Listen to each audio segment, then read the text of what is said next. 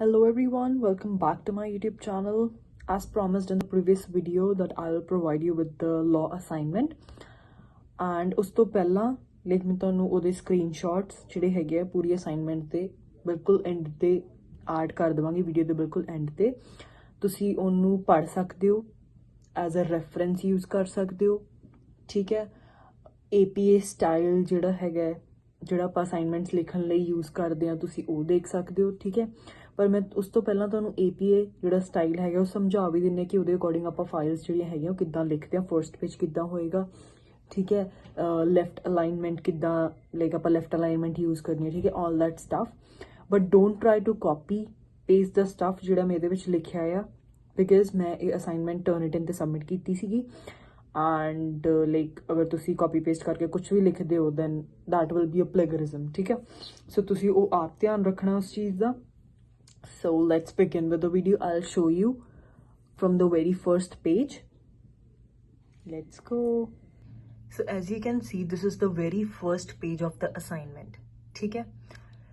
So first of all, तुसी की करना है जिन्नियां भी चीज़ां मैं इत्थे लिखियां ये बिल्कुल सेंटर दे विच होनी चाहिए फर्स्ट पेज ते ठीक है and according to APA citation first ਤੁਹਾਡਾ ਆਏਗਾ topic of the assignment.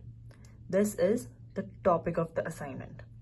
Then ਤੁਹਾਡਾ ਨਾਮ and ਤੁਹਾਡੀ ਕਾਲਜ ਦੀ ID ਨੰਬਰ ਜਿਹੜਾ ਹੈਗਾ ਜਿਹੜਾ ਤੁਹਾਨੂੰ ਪ੍ਰੋਵਾਈਡ ਕੀਤਾ ਗਿਆ ਠੀਕ ਹੈ then ਇਹ ਜਿਹੜੀ ਅਸਾਈਨਮੈਂਟ ਹੈਗੀ ਹੈ ਕਿਸ ਸਬਜੈਕਟ ਦੇ ਰਿਲੇਟਡ ਹੈਗੀ ਹੈ ਠੀਕ ਹੈ ਤੁਹਾਡਾ ਕੋਰਸ ਨੰਬਰ ਠੀਕ ਹੈ ਮੇਰੀ ਲਾਅ ਦੀ ਅਸਾਈਨਮੈਂਟ ਸੀਗੀ ਸੋ ਉਹਦਾ ਕੋਡ ਆਹ ਸੀਗਾ ਮੈਂ ਉਹਦਾ ਕੋਡ ਲਿਖਿਆ ਨਹੀਂ ਹੈ ਠੀਕ ਹੈ ਸੋ ਜੋ ਵੀ ਤੁਹਾਡਾ ਕੋਡ ਹੋਏਗਾ ਉਹ ਤੁਸੀਂ ਐਂਟਰ ਕਰ ਸਕਦੇ ਹੋ ਤੇ 4 ਡਿਜਿਟਸ ਦੇ ਹੁੰਦੇ ਮੇਨਲੀ ਠੀਕ ਹੈ ਸੈਕਸ਼ਨ ਵੀ ਐਡ ਕਰ ਸਕਦੇ ਹੋ ਜਿਵੇਂ ਹੁੰਦੇ ਆ 001 002 ਇਦਾਂ ਦੈਨ ਤੁਸੀਂ ਕੋਰਸ ਦਾ ਫੁੱਲ ਨੇਮ ਲਿਖਣਾ ਆ ਠੀਕ ਹੈ ਦੈਨ ਪ੍ਰੋਫੈਸਰ ਐਂਡ ਉਸ ਤੋਂ ਬਾਅਦ ਇੱਥੇ professor the name okay then at the end date ਲਿਖਣੀ ਹੈ ਤੁਸੀਂ ਠੀਕ ਹੈ ਸੋ ਇਹ ਹੈਗੇ first page according to APA citation ਜਿਹਦੇ ਵਿੱਚ ਆਪਾਂ ਲਾਈਕ ਟੌਪਿਕ ਦੱਸ ਰਹੇ ਆ ਤੇ ਆਪਣਾ ਨਾਮ ਵਗੈਰਾ ਇਨਫੋਰਮੇਸ਼ਨ ਦੇ ਰਹੇ ਆ ਠੀਕ ਹੈ ਤੇ ਇਹ ਜਿਹੜੀ ਹੈਗੀ ਹੈ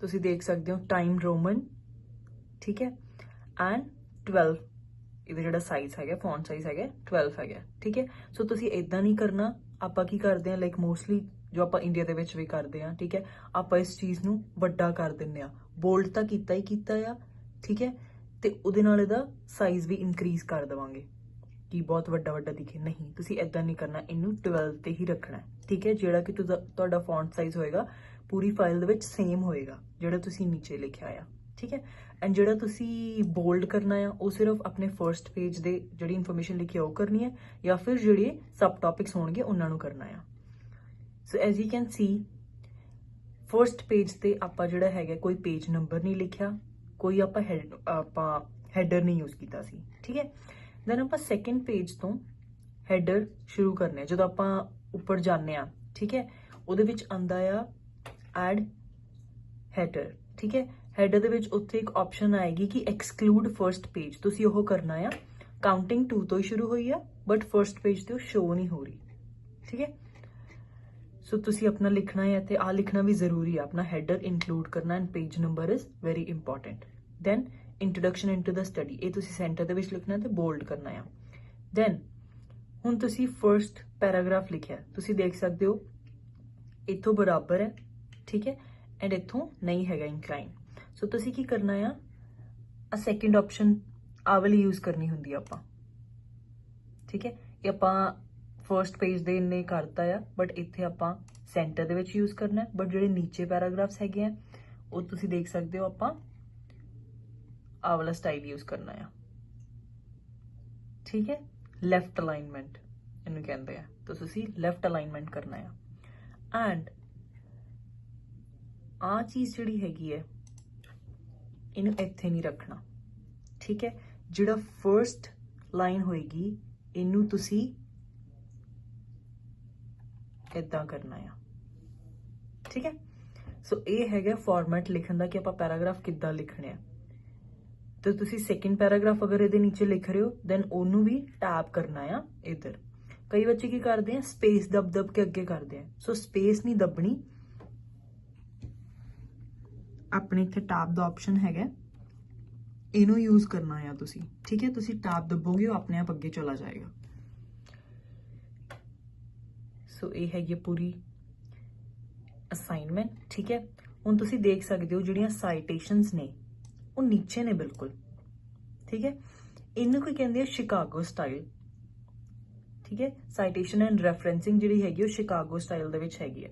ਇਹ ਸਾਨੂੰ ਪ੍ਰੋਫੈਸਰ ਨੇ ਐਗਜ਼ੈਕਟਲੀ ਇਹ ਚੀਜ਼ ਫੋਲੋ ਕਰਨ ਲਈ ਕਹੀ ਸੀ, ਸ਼ਿਕਾਗੋ ਸਟਾਈਲ, ਤਾਂ ਹੀ ਮੈਂ ਫੋਲੋ ਕੀਤੀ ਹੈ, ਜਿਹੜੀ ਕਿ ਆਪਾਂ ਫੁੱਟਨੋਟ ਦੇ ਵਿੱਚ ਸਾਈਟੇਸ਼ਨਸ ਪਾਈਆਂ ਨੇ। ਅਦਰਵਾਈਜ਼ ਮੈਂ ਪਿਛਲੀ ਵੀਡੀਓਜ਼ ਦੇ ਵਿੱਚ ਤੁਹਾਨੂੰ ਦੱਸਿਆ ਸੀ ਕਿ ਅਸਾਈਨਮੈਂਟਸ ਕਿੱਦਾਂ ਕਰਨੀਆਂ ਨੇ ਐਂਡ ਤੁਸੀਂ ਸਾਈਟੇਸ਼ਨ ਕਿੱਦਾਂ ਪਾਉਣੀ ਹੈ, ਠੀਕ ਹੈ। ਇਹ ਤੋਂ ਤੁਸੀਂ ਉਹ ਨੰਬਰ ਦੇਖ ਸਕਦੇ ਹੋ 1, ਠੀਕ ਹੈ। ਇਹਦੀ ਜਿਹੜੀ ਸਾਈਟੇਸ਼ਨ ਹੈ ਉਹ ਨੀਚੇ ਆ ਰਹੀ ਹੈ ਫੁੱਟਨੋਟ ਦੇ ਵਿੱਚ ਨੰਬਰ 1 ਤੇ। ਬਟ ਜਦੋਂ ਆਪਾਂ ਫੁੱਟਨੋਟ ਨਹੀਂ ਯੂਜ਼ ਕਰਦੇ ਤਾਂ ਉਹ ਜਿਹੜੀ ਸਾਈਟੇਸ਼ਨ ਹੋਏਗੀ ਉਹ ਇੱਥੇ ਹੀ ਆਏਗੀ ਇੰਸਟੈਡ ਆਫ 1। ਆ ਦੇਖੋ ਆਪਣੇ ਆਪ ਪੁਆਇੰਟ ਆਊਟ ਹੋ ਰਿਹਾ ਉਹ, ਠੀਕ ਹੈ, ਬਿਕੋਜ਼ ਆਪਾਂ ਵਰਡ ਨਾਲ ਯੂਜ਼ ਕਰਕੇ ਪਾਇਆ। ਇਹ ਕਿੱਦਾਂ ਯੂਜ਼ ਕਰਨਾ ਮੈਂ ਤੁਹਾਨੂੰ ਇਹ ਵੀ ਦਿਖਾ ਦਿੰਦੀ ਹਾਂ। ਤੁਸੀਂ ਜਾਓਗੇ ਰੈਫਰੈਂਸਿਸ ਤੇ, ਠੀਕ ਹੈ। ਅਗਰ ਤੁਹਾਨੂੰ ਸ਼ਿਕਾਗੋ ਸਟਾਈਲ ਕਿਹਾ ਗਿਆ ਹੈ ਦੈਨ ਤੁਸੀਂ ਕੀ ਕਰਨਾ ਹੈ, ਜਿੱਥੇ ਤੁਸੀਂ ਸਾਈਟੇਸ਼ਨ ਪਾਉਣੀ ਹੈ ਉੱਥੇ ਤੁਸੀਂ ਆ ਯੂਜ਼ ਕਰਨਾ, ਇਨਸਰਟ ਫੁੱਟਨੋਟ, ਠੀਕ ਹੈ। ਇਹਨੇ ਇਨਸਰਟ ਕਰਤਾ ਸੈਕਿੰਡ ਫੁੱਟਨੋਟ, ਠੀਕ ਹੈ। ਦੈਨ ਤੁਸੀਂ ਜਾਣਾ ਆ insert citation, add a new source, and then ਤੁਹਾਨੂੰ ਮੈਂ ਜਿੱਦਾਂ ਦੱਸਿਆ ਸੀ ਆਥਰ ਦਾ ਨਾਮ ਕੀ ਹੈਗਾ, ਠੀਕ ਹੈ, ਟਾਈਟਲ, ਈਅਰ, ਠੀਕ ਹੈ। ਦੈਨ ਤੁਸੀਂ ਇਹਨੇ ਟਿਕ ਮਾਰਕ ਕਰ ਸਕਦੇ ਹੋ। ਦੈਨ ਇੱਥੇ ਜਿਹੜੀਆਂ ਵੀ ਲਾਈਕ ਸਟਾਰ ਦਿੱਤੇ ਹੋਏ ਆ, ਕਿਹੜੀ ਇੰਪੋਰਟੈਂਟ ਚੀਜ਼ਾਂ URL ਇਨਕਲੂਡ ਕਰ ਸਕਦੇ ਹੋ, ਠੀਕ ਹੈ। ਜਿਹੜੀਆਂ ਵੀ ਚੀਜ਼ਾਂ ਤੁਹਾਡੇ ਕੋਲ ਹੈਗੀਆਂ ਨੇ, ਠੀਕ ਹੈ, ਆਰਟੀਕਲ ਦੇ ਵਿੱਚ ਤੁਹਾਨੂੰ ਪ੍ਰੋਵਾਈਡ ਕੀਤੀਆਂ ਹੋਈਆਂ ਨੇ, ਠੀਕ ਹੈ। ਡੇਟ ਹੋਏਗੀ, ਆਥਰ ਦਾ ਨਾਮ ਹੈਗਾ, ਉਹ ਤੁਸੀਂ ਐਡ ਕਰਕੇ ਦੈਨ ਓਕੇ ਕਰ ਦੇਣਾ ਹੈ, ਠੀਕ ਹੈ। ਸੋ ਮੈਂ ਕੁਝ ਵੀ ਇਨਕਲੂਡ ਨਹੀਂ ਕਰਨਾ, ਸੋ ਮੈਂ ਕੰਟਰੋਲ Z ਕਰ ਰਹੀ ਹਾਂ, ਠੀਕ ਹੈ, ਉਹਨੂੰ ਬੈਕ ਕਰਨ ਲਈ। ਸੋ ਇਹ ਕੀ ਆ ਗਿਆ, ਫੁੱਟਨੋਟ ਦੇ ਵਿੱਚ ਆ ਗਈ।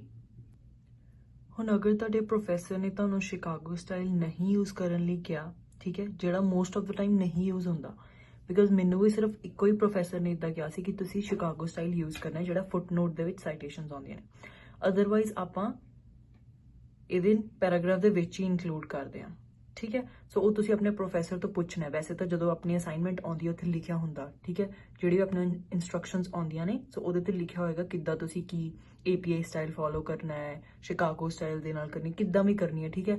ਤੁਸੀਂ ਆਪਣਾ ਫੌਂਟ ਸਾਈਜ਼ ਕੀ ਰੱਖਣਾ ਹੈ, ਠੀਕ ਹੈ। ਬਟ ਜਿਹੜੀ ਆਹ ਚੀਜ਼ਾਂ ਨੇ, ਲੈਫਟ ਅਲਾਈਨਮੈਂਟ, ਠੀਕ ਹੈ, ਤੇ ਆ ਟੈਬ ਯੂਜ਼ ਕਰਨਾ, ਇਹ ਸਭ ਚੀਜ਼ਾਂ ਤਾਂ ਆਬਵੀਅਸਲੀ ਨਹੀਂ ਦੱਸਣਗੇ, ਠੀਕ ਹੈ। ਸੋ ਇਹ ਤੁਹਾਨੂੰ ਪਤਾ ਹੋਣੀਆਂ ਚਾਹੀਦੀਆਂ।